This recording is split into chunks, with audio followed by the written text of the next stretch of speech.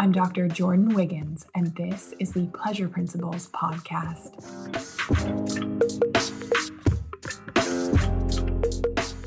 Join me on this journey where sex, science, and sensuality meet. Let's change the conversation around sex and pleasure together.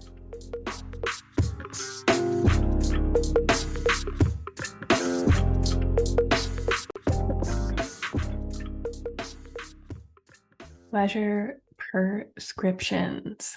Receive. If there is energy that I would love you taking into the new year, it is receive. Receiving pleasurable touch is what I want to talk about today.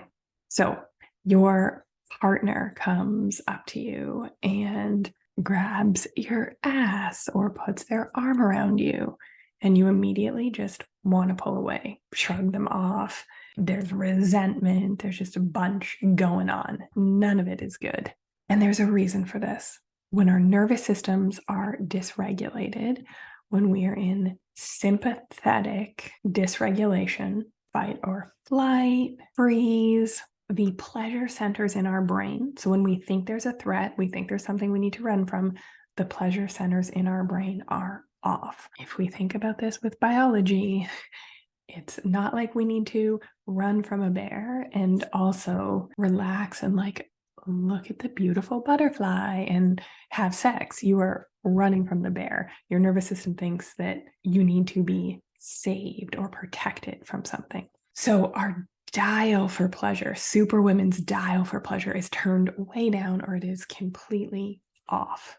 I discuss these concepts in more detail in my book, The Pink Canary. I discuss them more in the Feminine Burnout series of the Pleasure Principles podcast, if you want to check that out. But today is about getting to the goods, the quickies, the pleasure prescriptions, the things that when we implement them, we are going to start to see changes.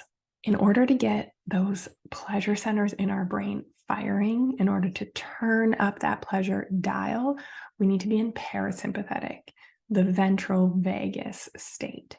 And if you're a superwoman, I guarantee you are not in this state often enough, or if at all.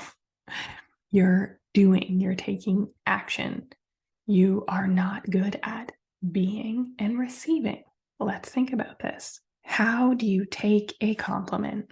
Do you fully receive it? Like, hell yes, I am the most beautiful woman on the planet. Of course, that is true.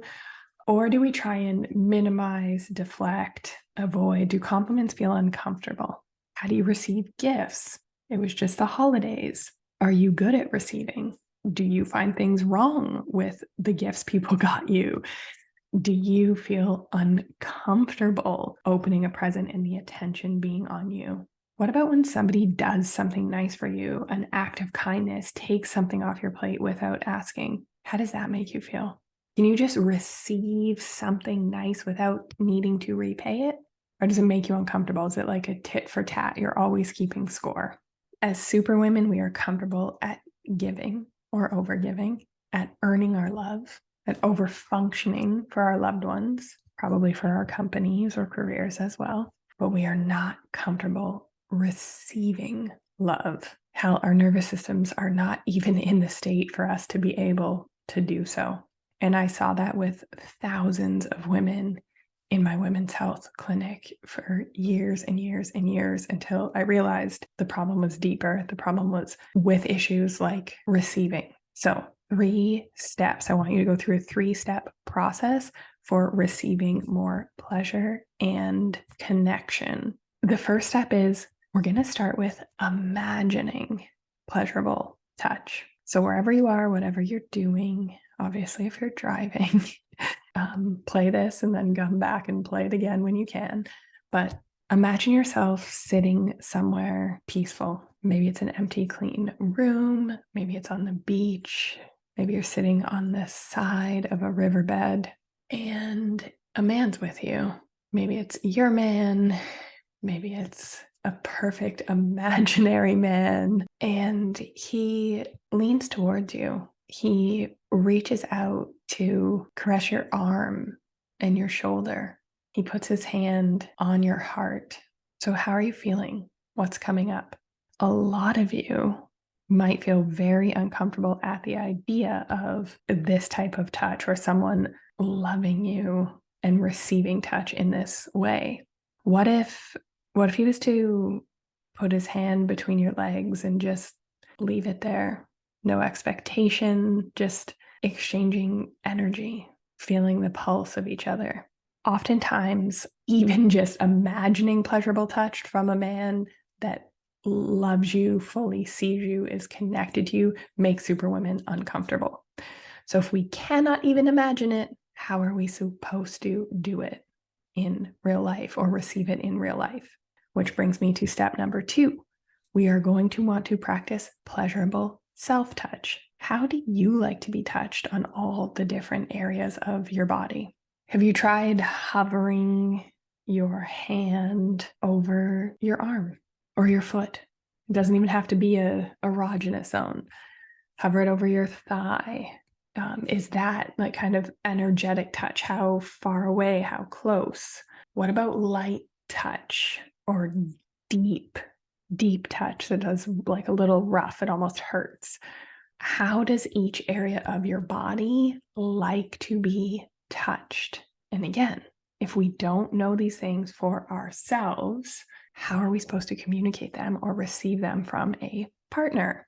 And step number 3 would be pleasurable touch with a partner. So this is the dynamic I see in a ton of Superwomen relationships because we are the overfunctioners. Are you the one reaching out? Are you the one initiating the hand-holding, the kisses? How are you at receiving their touch? So first of all, if you're the initiator, I want you to pull way back.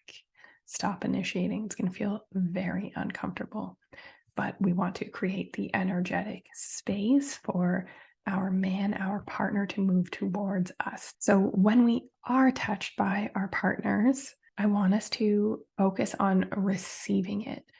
Focus on tuning in. How does that hand on your shoulder, arm around your waist feel? Focus in.